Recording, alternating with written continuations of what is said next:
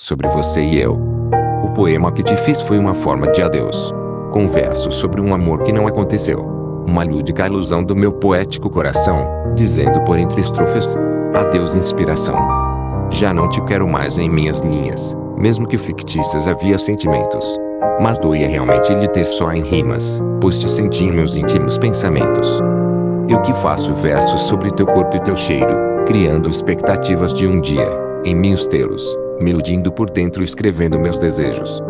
Por isso rabisco para ti, um lírico íntimo adeus, numa última poesia sobre você e eu, dedicando um amor, que foi somente meu.